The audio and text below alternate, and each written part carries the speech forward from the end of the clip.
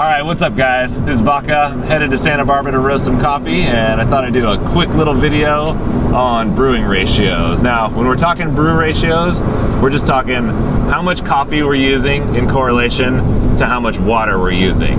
Now, if you don't have a scale and you're brewing by the seat of your pants, the best thing you can do to up your game at home is to spend a little bit of money and get a scale and start weighing your dose and weighing the amount of water you're using. You don't need a really fancy scale, just something super basic will do. So you maybe heard in some of the other videos me saying things like 1 to 17, 1 to 16, 1 to 15. These are the brew ratios. We'll take 1 to 15 as an example. How you read that is for every 1 gram of coffee, I'm going to use 15 grams of water. Now, brew ratios are great because it provides a quick way to do some math and figure out how much coffee or water you need for any given brewing device you have. And you can start with the dose or you can start with the amount of water. So let's say I have 20 grams of coffee and I know I want to do a 1 to 15 brew ratio. All I do is take that 20 grams of coffee, multiply it by 15, and that'll give you the amount of water you use, 300 grams. Now you can reverse engineer this, which is why it's super cool too. Let's say you have a favorite mug you want to drink out of. Let's say you know that your mug holds right around 300 grams of water. You can check this by weighing it on your brand new scale.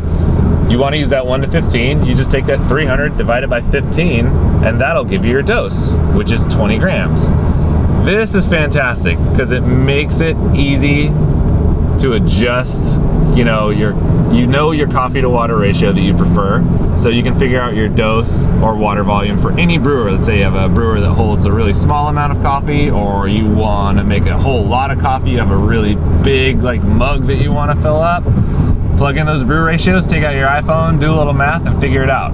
The brewing ratios that I recommend the most are in the 1 to 15 to 1 to 17 range. On the 1 to 15 side, you're going to get a little bit of a stronger, more kind of heavy cup of coffee. It's going to be a little more burly.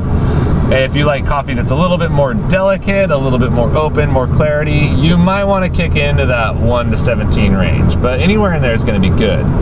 Now, if you look up some of the stuff that the Specialty Coffee Association of America puts out, their gold cup recommendation is 55 grams of coffee to 1 liter of water. And this translates to a little over a 1 to 18 brew ratio, which isn't necessarily bad, but for me and most of the people I roll with, is just a little watery. It's a little dilute, not enough strength to it. So play with the brew ratios, figure out what you like the best. And at the end of the day, there's no right or wrong. You're gonna find something that you prefer, and that's awesome. And then when you use a scale on a regular basis and you know your brew ratio, what this is gonna help you do is to make really consistent coffee all the time.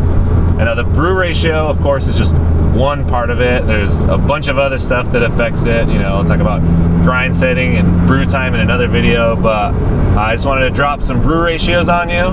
So go get a scale, go start doing some math, figure out what you love, and make awesome coffee, y'all. All right, have a good day. I'm gonna roast some hot bean. Peace.